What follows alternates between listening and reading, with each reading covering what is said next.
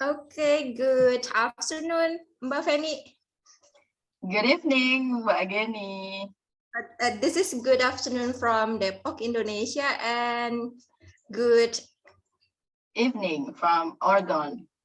Okay then. I'm Geni, and here as you can see that it's Feni Kurniati. We have a quite similar name, yeah. Yeah. Yes, we do. Let's just get started. I would like you to introduce yourself.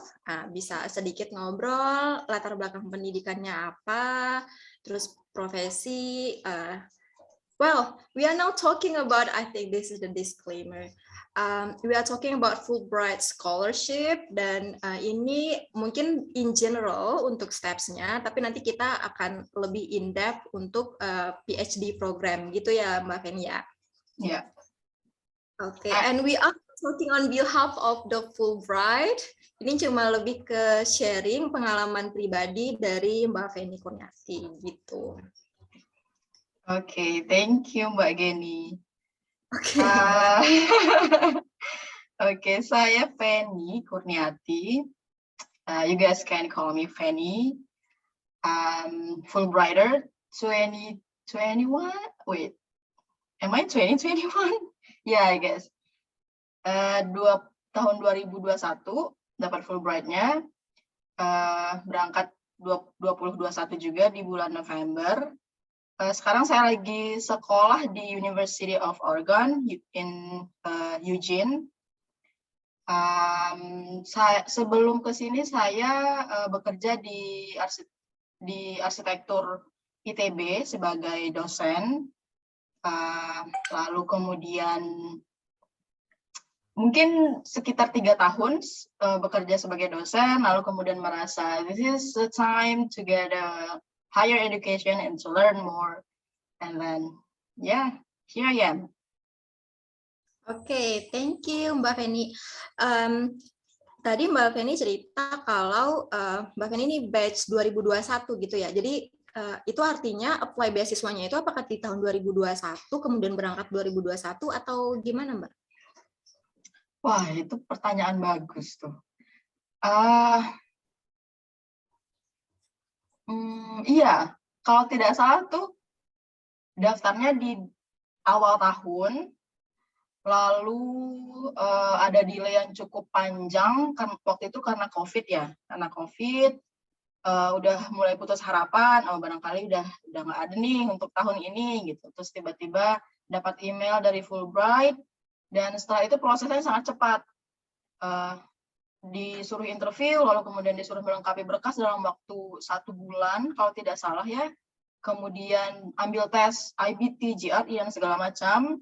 Setelah itu melengkapi, apply ke sekolahnya, dan waktu itu memang cukup hektik, karena mau tidak mau kita harus mengejar timeline dari sekolah yang di US gitu. Sementara negara kita waktu itu sedang struggling ya menghadapi COVID. Ya. Oke, baik. Our talk today ini akan ada beberapa pertanyaan, sekitar 9 pertanyaan lagi yang tersisa, karena tadi yang pertama sudah diminta memperkenalkan diri ini sama Mbak Feni. Dan kebetulan saya juga nggak kebetulan sih, saya kenal baik juga dengan Feni, jadi mungkin nanti obrolannya sisanya nih agak lebih santai gitu ya Mbak Feni, atau mungkin nanti jadi Feni atau gue lu gitu. Oke. Nah iya, dan pertanyaan yang tadi juga mungkin nanti akan sedikit dielaborasi lagi dalam step-step apa saja dan berapa lama durasinya gitu kali ya Mbak Feni ya. Oke, tentunya kita bisa ngelihat everything about the Fulbright Scholarship dari websitenya gitu. Tapi sekarang karena kita lagi ngobrol nih, pengen tahu, anggap aja kita lagi temen lagi sharing gitu. In your own words, in your own terms, beasiswa Fulbright itu sebenarnya apa sih? Wah, ini pertanyaan susah juga nih. Fulbright itu apa ya? Buat saya sendiri sih, Fulbright is a hope and harapan dan juga ujian pada saat yang bersamaan, dan keduanya ini akan selalu berkelindan dalam seluruh proses penyusunan aplikasi hingga berangkat sampai status sebagai PhD student. Oke, luar biasa ya. Ini sepertinya statementnya sudah sangat strong ya di awal obrolan. Oke, stepnya apa aja sih, Van? Stepnya adalah biasanya bukaan itu di bulan Februari. Tentu saja proses yang pertama adalah administrasi ya. Jadi di website itu banyak persyaratan. Nah, itu yang kita penuhi sampai batas aplikasi. Setelah itu sebentar ya, lebih ke tanya jawab gini ya Mbak Fenia. Tadi di website itu mengisi dokumen ya. Apakah di situ sudah termasuk mengisi proposal penelitian untuk PhD program? Iya, atau baru betul. data? Oh, oke. Waktu tahun saya itu semuanya kita bisa download semua aplikasi dan baca semua persyaratan di website. Tapi pada akhirnya kita harus tetap mengirimkan hard copy-nya ke kantor Alminef di Jakarta. Jadi seperti itu ya. Sepertinya seperti itu. Oke, baik. Setelah melengkapi dokumen? Setelah melengkapi dokumen, setelah itu tunggu waktu dinyatakan lulus atau tidak ke tahap interview. Itu prosesnya lama nggak tuh, Van? Waktu saya tuh lama lumayan, karena tadi selang COVID itu ya. Kalau tidak salah tuh aplikasi itu terakhir di Februari akhir, dan janjinya itu sekitar 2 bulan, sekitar 2 bulan pengumuman, tapi ternyata sudah 3 bulan, 4 bulan, bulan keempat kayaknya baru pengumuman. Dan waktu itu ketika semua orang lagi lockdown, dan waktu itu gue lagi di Padang, dan kayak tiba-tiba harus terbang dengan semua dinamika COVID dan segala macam, tapi ya ke Jakarta untuk mengikuti tes. Ya, mengikuti interview. Oh, untuk tes interview. Oh, berarti setelah upload dokumen, nunggu 4 bulan, due to COVID gitu, setelah itu dinyatakan lulus, langsung interview gitu ya Mbak Fenia? Langsung interview ke kantor Alminef, betul. Oke. Nah, setelah interview, proses pengumumannya berapa lama? Nah, itu kayaknya lupa ya pastinya berapa, tapi cukup cepat. Oh, yang menarik dari Fulbright ini adalah, jadi ketika selesai interview, kita di setiap kita yang datang interview itu diberikan saran bahwa kita akan menghubungi lewat email terkait hasil interview dalam beberapa minggu. In the meantime, please learn TOEFL IBT and also GRE because you guys have to take those. Terus saya sempat sampaikan bahwa saya sudah punya sertifikat IELTS, dan itu artinya Mbak waktu mengisi step pertama dokumen itu udah memasukkan hasil IELTS atau bagaimana? Iya, betul, sudah. Tapi kalau saya tidak salah ya, di website Fulbright itu tidak meminta harus International English Test. I mean, like if you have ITP at the time, you are welcome to apply.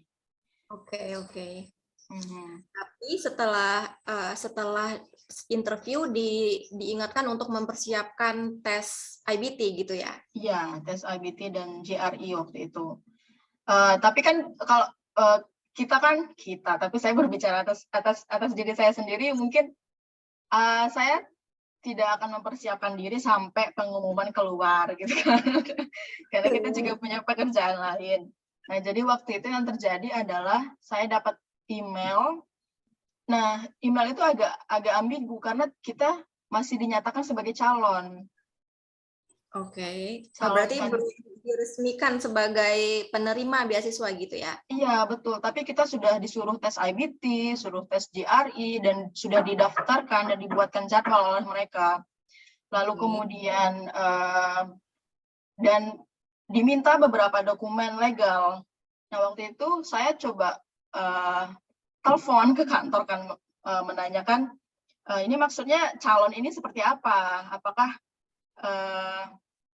ya saya cukup penasaran kenapa statusnya masih calon sementara sudah diminta dokumen-dokumen yang harus legalisir asli, harus segala macam gitu kan.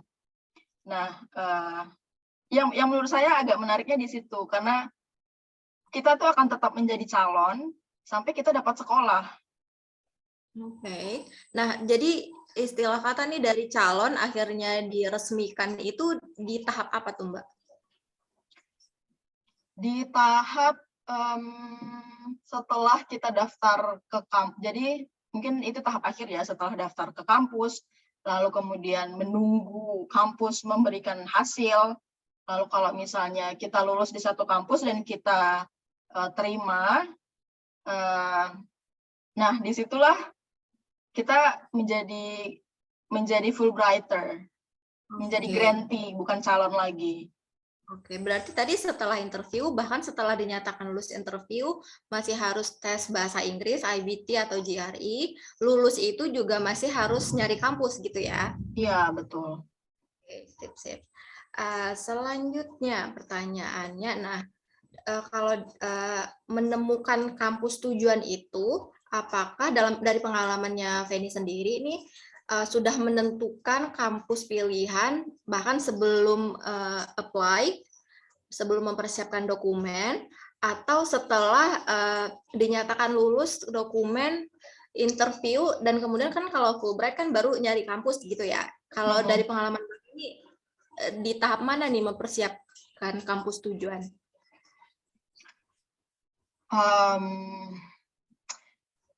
Secara prosedural barangkali tepatnya adalah maksud saya adalah prosedur dari Fulbright-nya itu prosesnya itu setelah lulus interview. Nah, baru di situ kita diskusi dengan tim Aminef dan IIE yang ada di US. Kita diskusi untuk menentukan pilihan kampus yang akan kita daftarkan. Karena kan kalau di US itu ketika kita apply kita harus bayar. Nah, ya jadi di situ diskusinya ya mungkin kayak ketika milih kampus pas SPMB ya ada dream campus and then like sedikit realistis gitu. Nah, pilihannya apa gitu. Nah, diskusi itu yang kemudian terjadi antara saya, Minef dan IIE. Tapi kalau secara pribadi sih saya sudah punya kampus nih ketika pertama kali mau menyusun aplikasi untuk Fulbright gitu. Oke. Nanti mungkin persiapan yang Mbak Feni lakukan ini lebih baik karena sudah punya kampus gitu. Jadi nanti walaupun ketika mengisi dokumen itu tidak diminta informasi mengenai kampus, tapi nanti pas di interview, apakah ditanyakan gitu, Fen? Oh iya, betul. Jadi yang terjadi waktu itu adalah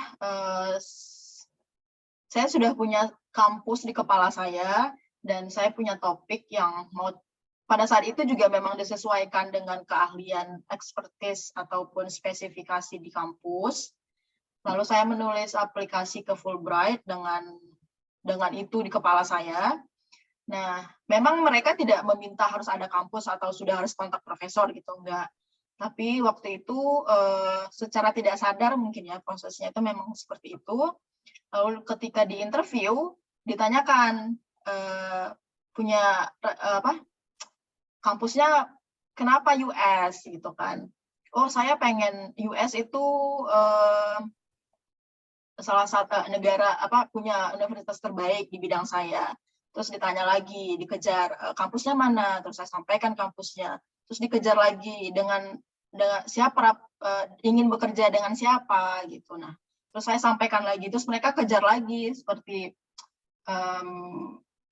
karya profesor itu apa yang bikin kamu tertarik terhadap profesor itu, dan hal-hal seperti itu yang ya mungkin tidak dituliskan, tapi mungkin mereka berpikir bahwa that's a thing that you should know when you apply for a scholarship.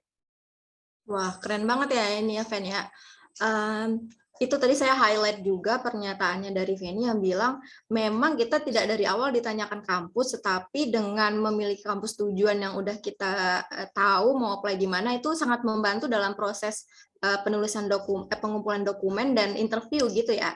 Iya, betul. Betul Oke. sekali Mbak Gen. Berarti artinya kalau Mbak Feni menyarankannya emang sebaiknya punya kampus tujuan dulu gitu ya. Bahkan ketika sebelum mempersiapkan segalanya tapi udah memikirkan gitu ya Mbak Feni. Iya, betul. Kalau saya sih melihat ya, proses ini kan walaupun punya beberapa tahap, tapi in a whole itu satu kesatuan gitu kan. Jadi ketika kita nge-apply beasiswa, tapi kita sudah punya bayangan atau rujukan, karena saya berpikir waktu itu adalah pada akhirnya mereka akan konten yang diharapkan itu akan sesuai dengan konten yang diminta dari kampus-kampus. Walaupun dalam hal format itu setiap kampus berbeda, tapi setidaknya dari 2 esai besar itu yang personal statement dan purpose tadi, nah itu secara essence-nya itu sama dengan esai yang diminta oleh kampus-kampus di US. Nah, kenapa nggak sekalian ngambil format ataupun semacam guidelines dari kampus impian kita sekalian gitu, supaya kita juga termotivasi kan ketika menulis itu. Oh, this is how I'm writing for my future gitu. Jadi kayak in a way like it motivates you. Oke, seru banget. Yang saya penasaran juga, kalau dari pengalaman Feni sendiri nih, ini research proposal yang buat PhD ini apakah kelanjutan dari riset yang ada sebelumnya, entah itu S1 atau S2, atau ini sesuatu yang terkait aja, tapi bukan kelanjutan dari riset sebelumnya?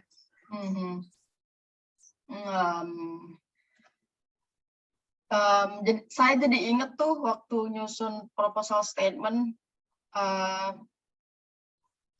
cukup struggling menyusun linearitas itu, karena pada kenyataannya tuh riset-riset sebelumnya tidak beririsan langsung dengan proposal riset untuk S3 gitu. Jadi dan saya pribadi sih saya nggak tahu ya, mungkin Gini beda dan teman-teman lain yang nonton mungkin beda juga.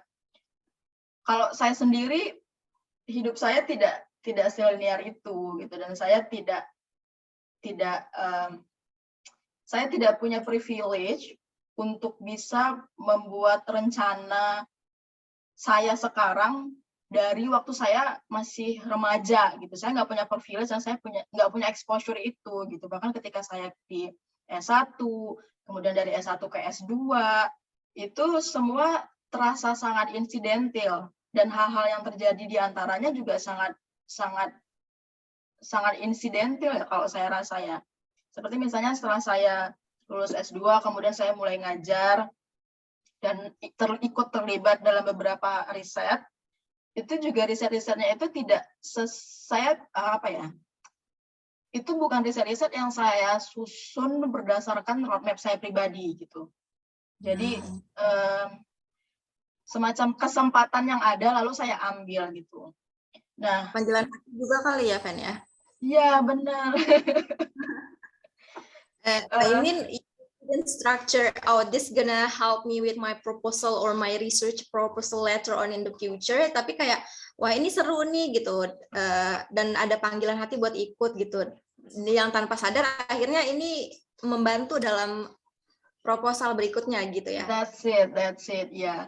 Mungkin kalau kita sudah bisa menyusun rencana itu ya, maksudnya beberapa teman saya juga ada yang melakukan sebuah proyek for the sake of PhD proposals, which is so great. I mean, like if you guys have a chance to think about that, that's wonderful. Tapi saya pribadi, iya betul. Tapi saya pribadi waktu itu saya tidak punya kesempatan itu. Pada akhirnya yang bisa kita lakukan adalah mencoba apa ya? Kita punya lesson learn apa nih dari setiap proyek kecil yang kita jalani. Dan saya belajar apa dari situ, walaupun secara substansi kebidangan mungkin tidak erat gitu ya, tapi setidaknya ada misalnya apakah dari approach-nya atau apakah dari prosedur yang kita lakukan, apapun itu yang pada akhirnya itu akan jadi pelajaran buat kita dan bisa jadi bahan refleksi untuk penyusunan proyek riset kita untuk PhD gitu. Oke, menarik sekali. Nah, ketika Feni menentukan kampus, bahkan profesor mana yang dituju, apakah Feni secara langsung menggunakan entah itu konsep yang diajukan oleh profesor itu, atau mungkin hanya persamaan kajian, atau memang minatnya benar-benar sama dan jadi nyambung gitu? Kalau pengalaman gimana tuh? Kalau saya sih sumber yang paling kuat itu adalah dari tulisan-tulisan profesornya ya. Jadi ketika saya menyusun proposal, saya tertarik dengan sebuah topik, lalu saya coba cari-cari literatur, dan di situ nanti kita punya, biasanya yang sangat membantu itu adalah collected writings. Jadi kalau misalnya ada seorang editor dan dia mengumpulkan tulisan-tulisan, di situ kita bisa lihat, oh banyak tulisan nih yang membahas tentang katakanlah arsitektur dan budaya misalnya. Nah dari situ saya mulai bisa memecah, oh ini punya stream yang sama dengan yang ini. Terus mulai kepo, oh dia kantornya di mana nih? Oh ternyata di Universitas A, terus yang ini Universitas B. Ngomong-ngomong tadi pertanyaan apa ya? Saya jadi lupa. Keterkaitan dalam pemilihan kampus dan profesor yang dituju. Tadi saya menanyakan ke Feni, apakah Feni memang menggunakan konsep-konsep yang diusung oleh profesor ini, atau memang cuma karena kesamaan topik, atau cuma ada kayak satu tadi istilah Feni, irisan topik yang mirip aja gitu dengan profesor ini? Iya ya. Saya pakai konsep yang mereka tawarkan. Oke. Ya, pendekatannya memang mempelajari apa yang mereka punya, karena kan ya memang PhD itu adalah semacam personal journey ya, instead of just like teamwork. Tapi pada akhirnya kita akan butuh bantuan profesor itu. Nah, di situ saya mulai pakai konsepnya dan ya mencoba mencari sesuatu yang belum dia secara spesifik sentuh dalam tulisannya gitu. Nah di situ baru in a sense of like state of the art, karena mereka juga walaupun mereka expert di satu bidang, tapi mereka akan mencari sesuatu yang baru, karena kan mereka sudah terlibat dalam hal itu secara terus-menerus dan dalam waktu yang panjang gitu ya. Jadi berusaha menawarkan sesuatu yang, oh saya punya kasus menarik nih gitu di Indonesia misalnya. Oke. Gitu Mbak Geni. Jadi ada perspektif baru ya di badan topik yang mereka bahas gitu. Oke. Ini agak sedikit backward. Jadi kalau untuk menulis personal statement, salah satu instrumen penting dalam step pertama, apa saja yang Feni siapkan? Personal statement. Ya tentunya kita waktu itu saya baca yang di ekspektasi dari Fulbright ya. Mereka meminta apa aja nih isi personal statement-nya, dan yang membedakan dengan purpose statement-nya apa gitu, karena kita nggak mau dong mengulang hal yang sama di dua tempat gitu. Jadi berusaha untuk mencari fokus, personal statement ini fokusnya apa, lalu dan pada saat itu secara tidak sengaja saya menemukan hal yang sama di kampus yang ingin saya kejar gitu. Jadi setelah itu ya mencoba menuliskan beberapa poin. Menurut saya yang paling sulit itu adalah memahami diri sendiri ya ketika menulis esai-esai itu. I mean, when they want to know who you are in like one page, it's like, how do you explain that? Oke.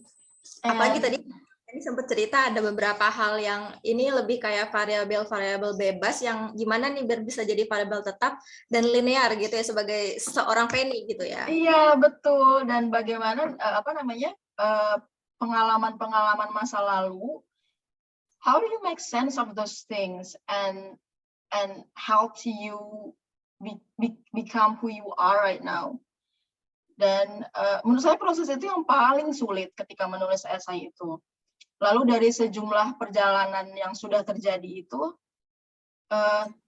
satu tips mungkin kita nggak bisa bilang bahwa oh saya sudah melakukan riset A, B, C gitu selesai, nggak bisa. Tapi kita dari riset A itu kita belajar apa yang kontribusinya apa untuk si Feni yang sekarang gitu kan, atau misalnya kontribusinya apa untuk sampai ke step B dari perjalanan Feni gitu, sampai kemudian demikian seterusnya sampai ke oh this is me now from all those stories gitu.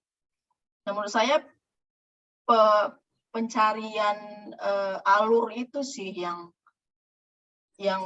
cukup sulit ya. Mungkin kasus ini akan beda dengan teman-teman yang sudah merencanakan hidup dengan sangat baik gitu. Merancang hidup gitu ya. Iya, betul. Nah, menarik banget ini dari penjelasan Feni tadi, ada beberapa variabel dan poin-poin penting yang harus dikonstruk gitu dalam menulis personal statement. Jadi langkah apa nih yang Feni lakukan? Kemudian berapa lama waktu yang Feni habiskan untuk tidak hanya menulis, tapi sebenarnya juga mulai merancang kehidupan dan bagaimana merepresentasikannya ke tulisan gitu ya. Hambatan apa aja yang Feni alami dan berapa lama nih waktu yang dihabiskan untuk mempersiapkan ini? Menulis dua esai itu mungkin rampung dalam waktu itu memang sangat mendadak ya. Mendadak dalam artian memang Fulbright sudah buka dari bulan-bulan. Deadliner ya, deadliner. Jadi, not a good example. Not a good example. Bahkan waktu itu saya dari Bandung harus membawa dokumen saya dan mengantarkan langsung ke kantor Aminef supaya karena kalau dikirim pos sudah nggak mungkin nyampe pas hari terakhir gitu. Dan waktu itu ternyata orang yang bisa memastikan dokumen itu sampai di hari terakhir itu adalah diri sendiri ya. Diri sendiri naik travel subuh-subuh. Dan ternyata waktu itu kantor Aminef lagi libur karena ada Thanksgiving, bukan ya, saya lupa ya waktu itu ada hari libur apa US, jadi Aminef juga libur dan saya terpaksa ke lantai 16, terus si Bapak Sapam di bawah tuh bilang masukin aja Mbak ke bawah gitu, lempar aja gitu, saya lempar di celahnya. This is it, that's my documents, good luck. And then I left the building. So anyway, ya waktu itu proses penulisannya tidak terlalu lama ya. Saya pikir satu esai mungkin sekitar 1 minggu. Wow. Ya, dan itu adalah pertama kalinya saya menulis esai untuk scholarship. Sebelumnya saya belum pernah apply scholarship, jadi saya nggak kebayang apa itu personal statement, apa itu proposed statement. Dan risetnya memang sangat cepat dan prosesnya berat waktu itu. Saya sampai harus minta off dari kantor untuk beberapa hari. Jadi mungkin kasarnya sekitar 3 minggu lah ya semuanya selesai. Jadi masing-masing saya tulis, I'm not sure actually. Rasanya hanya seminggu untuk masing-masingnya. Setelah itu extra day saya minta my good friend to proofread and stuff, who is Geni. Thank you for your help. Dan dapat feedback, lalu kemudian memperbaiki lagi few days. Jadi mungkin in total tuh kasarnya 3 minggu lah. 3 minggu untuk sebulan kali ya. Ya, kasarnya sebulan lah untuk 2 esai itu. Wow, luar biasa ya. maksudnya untuk esainya juga bukan yang panjang-panjang banget, itu cuma beberapa halaman kalau nggak salah ya, tapi memang artinya, tapi iya sih, 3 sampai 4 minggu itu adalah waktu yang sangat singkat ya untuk mempersiapkan esai ingin hidup gitu ya. Betul. Baiklah. Sebenarnya ada banyak pertanyaan lagi yang ingin saya tanyakan kepada Feni terkait personal statement dan beberapa dokumen lainnya. Tapi mungkin nanti bisa kita elaborasi di obrolan yang selanjutnya kali ya, karena nanti takutnya stuck di sini dan kelamaan. Ya. Alright, kita move on ke bagian interview. Nah, kalau di interview sendiri, pengalaman Feni mempersiapkan apa dan ada tantangan atau kesulitan apa nih? Ya, interview itu tantangan terbesar adalah nervous ya. Being nervous and questioned by strangers and experts actually. Dan membayangkan bahwa keputusan ada di tangan mereka itu dalam waktu beberapa menit bicara gitu kan, itu sangat menentukan ya. Iya, dan cukup bikin stres gitu. Tapi sekali lagi yang waktu itu saya lakukan adalah mereview ulang dokumen-dokumen yang saya kirim, karena mau tidak mau itu yang mereka punya tentang saya, jadi pasti mereka akan bertanya sekitar itu. Jadi mereview CV, mereview personal statement, purpose statements, proposals, dan apa lagi ya waktu itu. Dan ini practice actually. Practice. Waktu itu saya sudah lama tidak praktek bicara gitu ya secara ya in English formal. Ya, formal. Dan gini, barangkali kita punya ide itu di kepala kita dan kita bisa menuliskan dengan baik, tapi ketika dalam konteks berbicara dan interview, mengeluarkan itu dalam suara itu juga butuh latihan ternyata. Gimana kita bisa menjawab pertanyaan itu dengan on point, dengan jelas dan on point, menjawab apa yang mereka cari gitu ya, tanpa harus babi bu dulu kiri kanan gitu. Nah, saya sih sangat menganjurkan teman-teman yang interview apapun itu harus praktek dulu, dan kalau akan jauh lebih baik jika ada interviewee-nya. Jadi misalnya punya teman siapa yang kira-kira bisa mengeluarkan pertanyaan-pertanyaan terkait apapun yang akan ditanyakan gitu ya. Nah, nanti coba latihan di situ. Question answer. Sesi itu menurut saya sangat membantu dari segi material, juga dengan segi mental, karena ketika mendapat, saya ingat waktu itu, thanks Geni for helping me through the process again. Saya ingat waktu sesi interview itu, pertanyaan yang ditanyakan itu sama ketika saya latihan malam sebelumnya. And I was like, that's easy. I just answered easily, and it's such a calm and controlled condition. So I think practice makes perfect. That's true. Oke, keren banget ini Feni ini. Nah, jadi bisa dibilang kalau untuk interview Feni nggak ada mengalami kesulitan yang berat gitu ya, masih bisa ditangani dengan baik. Iya, betul. Iya, betul. Saya juga surprise waktu itu, karena dari beberapa teman yang saya dengar, interview itu kayak semacam tricky ya, kayak mereka menguji sesuatu yang mereka sudah tahu gitu. Tapi waktu interview Fulbright itu, mereka sangat respektif orangnya, sangat hormat, dan nggak ada semacam menguji gitu. Memang mereka curious aja gitu, dan ingin tahu gitu, bukan sesuatu yang kayak julid atau apa gitu kalau dari teman-teman yang sudah sempat. Iya, it's nothing like that. Nggak ada yang kayak intimidating gitu-gitu, nggak ada ya? Enggak sama sekali. Tapi memang ada satu bagian yang mereka sangat yang buat saya waktu itu cukup personal, menanyakan tentang keluarga dan sesuatu hal yang terkait dengan itu, dan ya selebihnya baik-baik aja sih. Oke. Saya sudah menanyakan mengenai dokumen step pertama, terus udah juga tentang interview. udah mendengar lah ya secara umum dan secara garis besar nih pengalaman Feni gimana. Nah sebenarnya ini juga cara saya bukan mengorek-ngorek lagi, tapi menggali nih dari si Feni ini apa sih yang bisa saya pelajari gitu, tips dan triks apa sih yang bisa saya gunakan, mungkin saya alter for my own preparation karena saya juga lagi berencana gitu ya untuk mempersiapkan aplikasi. Nah ini pertanyaan intinya adalah enggak sih, sedikit lagi intro. Saya dengar ya, kalau misalnya orang apply beasiswa itu kayak udah, this is my 7 times, this is my 3rd times. Atau saya udah nyoba semua, istilahnya melepas jala gitu ya. This scholarship, I try all of them, I tried several times gitu. Nah, yang bikin saya terkagum-kagum adalah, ini nyoba 1 kali, nembak, dan langsung on point gitu. So the question is, do you think what qualities you have to win this scholarship? Oh, honestly, I don't know. I mean, saya apa ya? Kalau saya bilang keberuntungan, mungkin semua orang akan protes ya.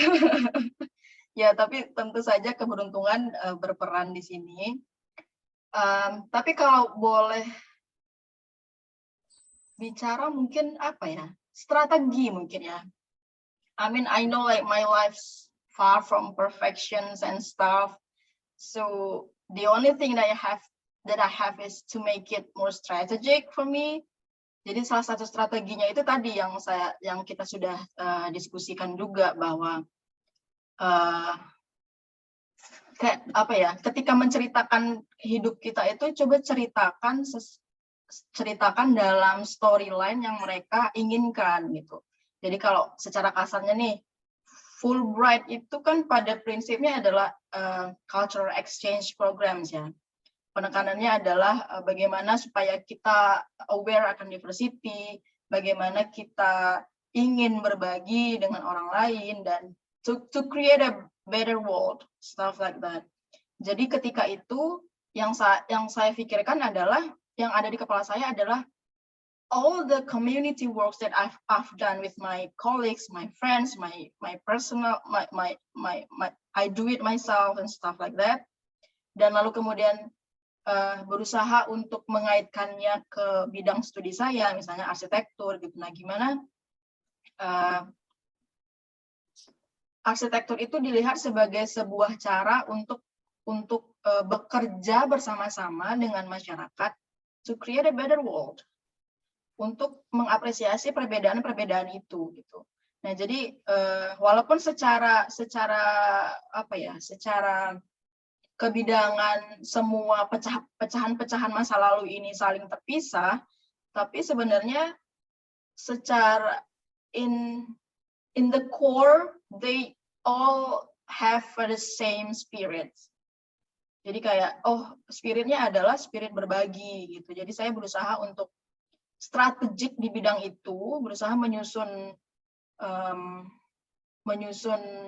apa ya, pengalaman itu menjadi sebuah cerita yang menggiring saya melihat sebuah fenomena yang lebih besar yang ada sekarang gitu, yang ingin saya studi lebih lanjut gitu. Mungkin itu sih. Oke, keren sekali ya. Ini mungkin juga dari penjelasan Feni itu sedikit banyak tuh mengingatkan saya, karena saya juga baca personal statement dan proposal research-nya Feni. Mungkin saya mencoba sedikit menarasikan ulang yang saya tangkap dari ini bisa dibilang sebagai strength point-nya Feni nih, kekuatannya Feni. Saya lihat dia punya konteks nih, konteks ada Amerika nih dengan konteks budaya dan ilmu pengetahuannya, dan ada Indonesia nih gitu. Dan kebetulan Indonesia dan Amerika ini kan banyak kesamaannya, negara demokrasi gitu. Kemudian multikultural, diversity. Tadi saya highlight juga kata-kata ini ada diversity. Nah, mungkin menariknya Feni di sini bagaimana dia menarasikan ada arsitektur, ada budaya, menarasikan keduanya, kemudian dalam konteks yang diinginkan banget oleh Fulbright itu berbagi gitu ya. Ya, betul. Betul, itu yang ya menurut saya itu sih, kalau dibilang kualitas mungkin itu yang membuat membuat saya diterima untuk lanjut ke tahap interview gitu ya. Bigger picture-nya tuh kelihatan ya. Jadi Iya, mungkin betul. orang bisa melihat, oh oke, ada prospek nih di dalam riset ini gitu. Wow. Oke. Nah, mungkin Feni ada tips or tricks for those who are about to apply. Mungkin dari gitu. Kira-kira apa sih gitu. Tadi kan kita dengar juga cerita serunya Feni, her last breath gitu ya, mengumpulkan dokumen gitu ya. Ya, betul. Itu waktu itu sangat stressful, tapi sekarang jadi bahan tertawaan. Ya. Tips and tricks-nya jangan last minute, jangan seperti saya. Dan apa ya, di one thing at a time. Jadi ketika ada proses administrasi, isi dulu formulirnya, siapkan esainya. Lalu kalau misalnya ketika menulis esai ada pertanyaan, is it good enough for my topic or not?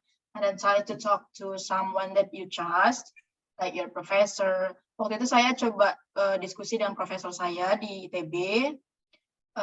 Lalu juga saya mengirimkan ke beberapa profesor yang saya incar, dan beberapa dari mereka mengirimkan feedback. Nah, itu juga bisa sangat membantu dalam proses penyusunan proposal dan personal statement dan propose tadi juga. Nah, setelah itu khususnya mungkin karena kita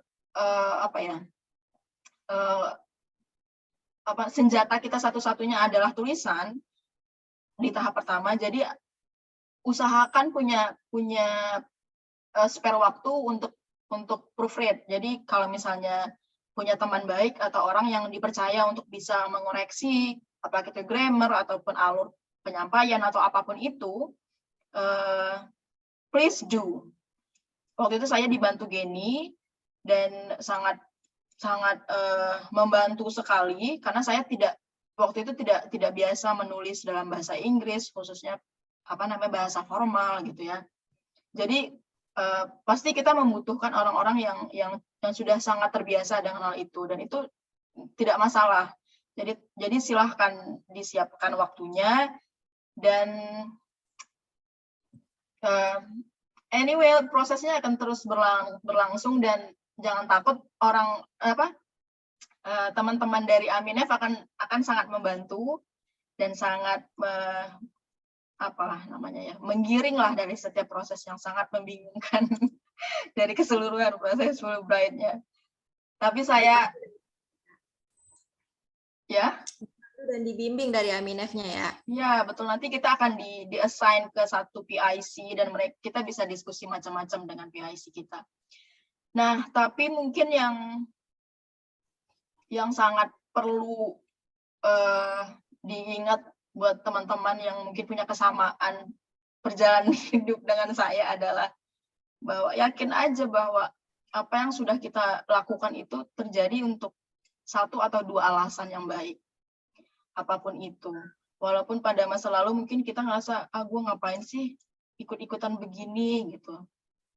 Tapi at the end of the day, you learn something.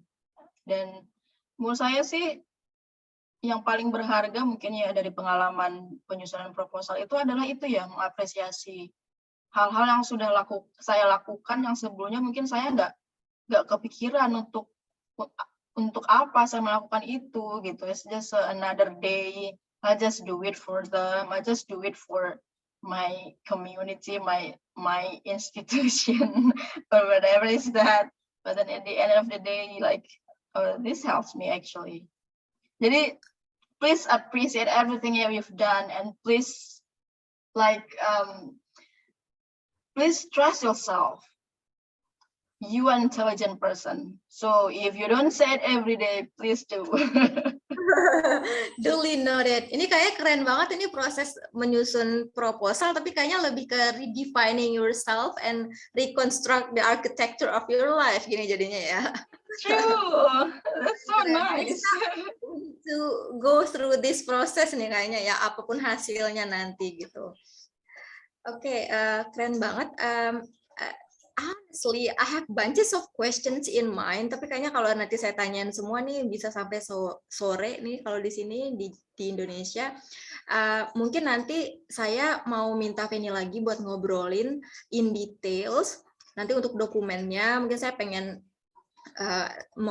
membahas mengenai substansi di personal statement gitu misalnya, atau arahan apa yang harus saya lakukan di tahap yang saya persiapkan sekarang. Dan juga nanti untuk interview mungkin in detail siapa aja sih yang nanya, pertanyaannya apakah spesifik atau general atau seperti apa gitu. Jadi sebenarnya ada banyak pertanyaan, tapi saya pikir sebaiknya kita persiapkan satu-satu. Jadi nanti bisa step by step aja. Gitu kali ya, Fen ya? Yeah, sounds great. Udah ya, I think that's it for this talk. Thank you so much, Fanny, for your inspiring. No, thank you for having me. Such a good, like recalling old memories. Jadi bernostalgia in a good way gitu. And I could say that I can take away some useful information and insight in apa ya, mungkin mempersiapkan mental dan diri gitu ya. Entah itu nanti saya akan proceed this atau enggak, tapi setidaknya saya udah punya gambaran dan ancang-ancang what do I need to prepare gitu. So once again, thank you so much. Thank you. When I see you, Fan. Bye-bye. Yeah, bye.